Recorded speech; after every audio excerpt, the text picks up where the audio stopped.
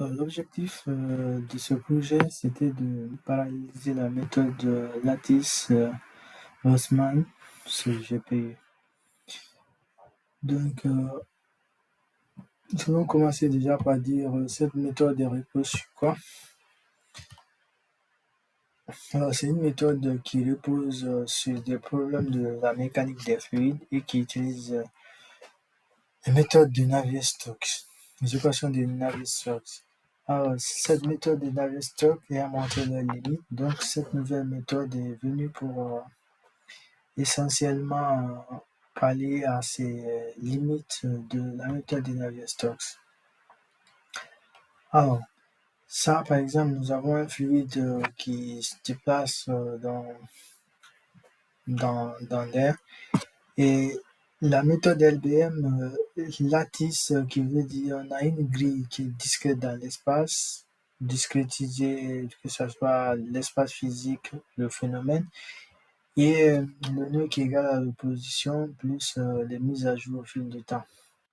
Le streaming ou advection, c'est le déplacement des quantités physiques d'un nœud à un autre, et la collision, c'est lorsque il y a des modifications dans la quantité physique du nœud, entre autres.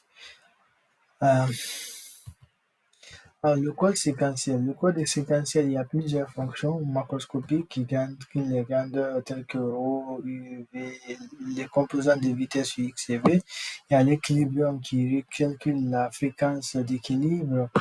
Alors, en initialisation des max, on calcule les vitesses du fluide, on met à jour les obstacles, on calcule les conditions au bord et on calcule non seulement la collision et le streaming.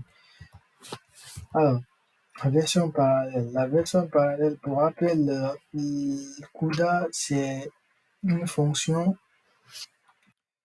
dont la fonction principale va être exécutée sur CPU et qui fait appel à des fonctions qui vont être exécutées sur le GPU. Par exemple, lorsqu'on a une fonction de ce type-là, ça c'est une fonction sur CPU qui prend 2, 3 entrées, qui retourne un entier. Et lorsqu'on rajoute le global, du coup, ça fait dire au compilateur qu'on va exécuter ce code sur GPU. Donc, quand on a cet exemple-là qui s'affiche, donc c'est un code qui va s'afficher sur ce GPU, mais bon, ça ne change rien vu qu'on a une grille 1-1. Donc, c'est comme si ça s'exécutait sur CPU. Donc, on a la taille du grille et la taille du bloc. Et chaque bloc contient des threads.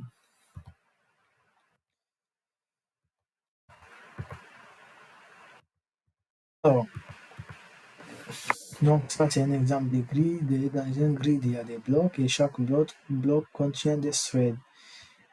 Donc le kernel name, ça c'est kernel, c'est le nom pour indiquer qu'on va exécuter le code sur GPU. On met le nombre de blocs et le nombre de threads. Alors le nombre de blocs, on l'identifie comme ça avec un dim. On met le nombre du truc, c'est grille au bloc avec les coordonnées X, Y, Z en 3D. Et ainsi de suite. Donc, par exemple, pour ce cas-là, nous avons un bloc 8, 2, 1. Donc, 8 sur l'axe X, 2 sur l'axe Y, et ainsi de suite. Et pour le prix, il y a 2, 2, 1. Donc, ça, c'est un exemple en 2D. Donc, ça, ce sont les limites pour chaque thread. Donc, pour ce faire,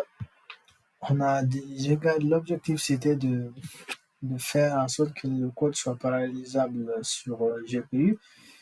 Et pour ça, il fallait commencer d'abord par les différentes initialisations qui étaient demandées. Alors, pour ça, il y avait des trous à remplir dans les fonctions, donc il fallait déjà attribuer de l'espace mémoire pour toutes les fonctions, tous les paramètres, tous les tableaux qui sont utilisés dans notre programme. Donc, les allocations des fonctions sur CPU se faisaient avec un malloc et sur GPU, ça fait avec un CUDA malloc. Et également pour Une fois qu'on n'a plus besoin de ces espaces mémoire, il fallait libérer ces espaces mémoire. Donc, une fois que cela était fait, il fallait ensuite écrire les différentes fonctions qui allaient s'exécuter sur le GPU. Donc, pour ça, on avait la version séquentielle, c'était une version qui faisait des boucles imbriquées. Donc, du coup, comme nous sommes en 2D, ces boucles imbriquées, on les a remplacées par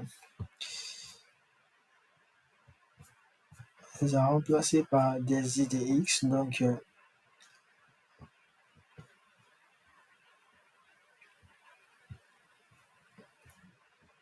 alors, je reviens vite fait sur la version parallèle.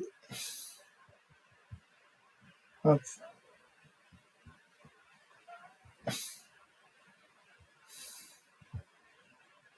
Ouais. Donc, la première boucle qu'on avait là sur le J, du coup, on le remplace par cette instruction-là, bloc IDX plus. Donc, on a l'identifiant du bloc fois la taille du bloc plus le numéro du thread. On fait la même chose pour le J et le reste de la fonction reste pareil. Mais pour éviter le débordement, on pouvait y aller écrire quelque part où on n'a pas accès.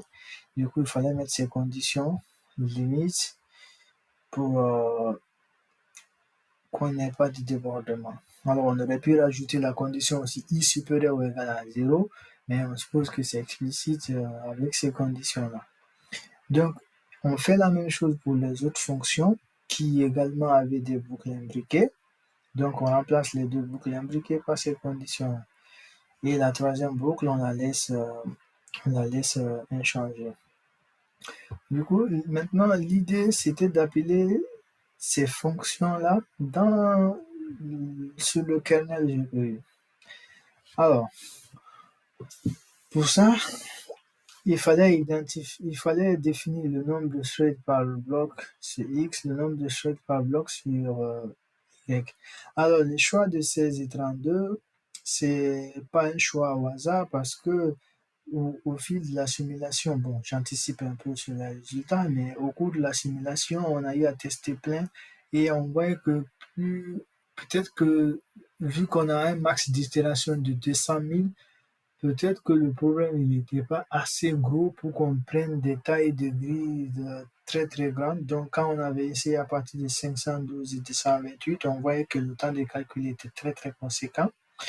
Donc celui qui nous a apporté le meilleur résultat jusque-là, c'est 32 et 16. Bon, comme ce sont des multiples de 2, donc on a voulu s'en tenir à ça. Et du coup, on a utilisé le même principe. Donc, on a défini les tailles des grilles, le nombre de threads pour chaque bloc et le nombre de grilles, on a calculé ça comme ça. Bon, sur l'axe des X, comme on est en 2D, donc les tableaux ont NX comme taille des X et NY, donc on a rajouté ça pour que la répartition se fasse de façon équilibrée sur les grilles. Donc, on applique ça pour chaque étape. Et pour chacune des fonctions, on a gardé les mêmes trucs à peu près.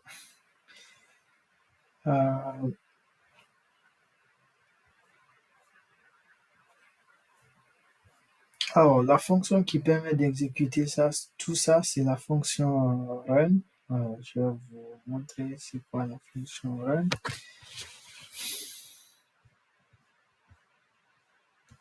Fonction run. Alors, elle doit être quelque part ici. Ouais.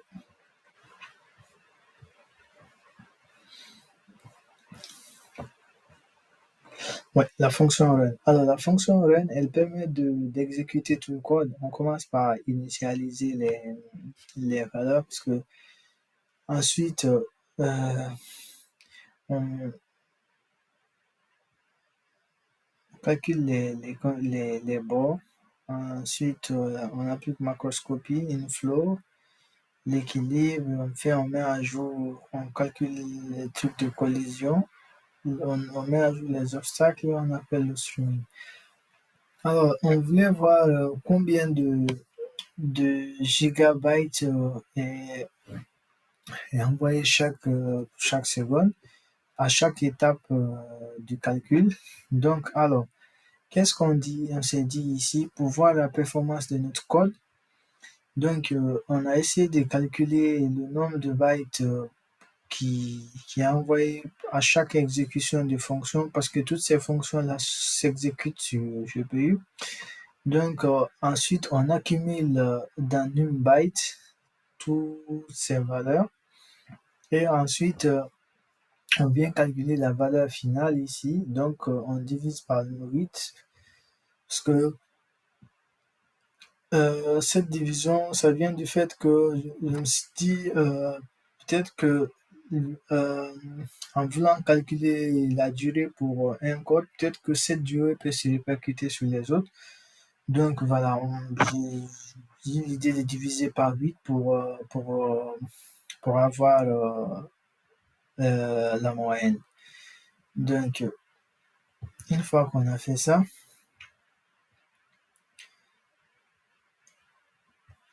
donc comme résultat, on a trouvé que le pic de mémoire était de 1555 et que pour 200 000, le nombre de gigabytes envoyés était de 6,19.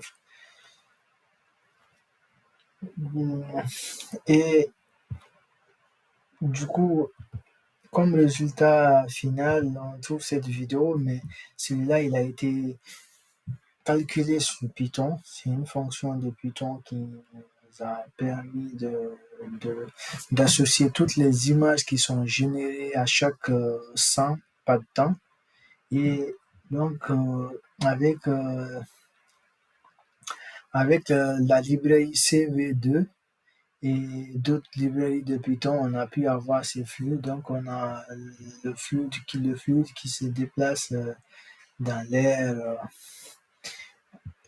Alors, la vidéo, elle est assez longue parce que pour 200 000, il y a beaucoup de pas de temps de sound. Donc, voilà.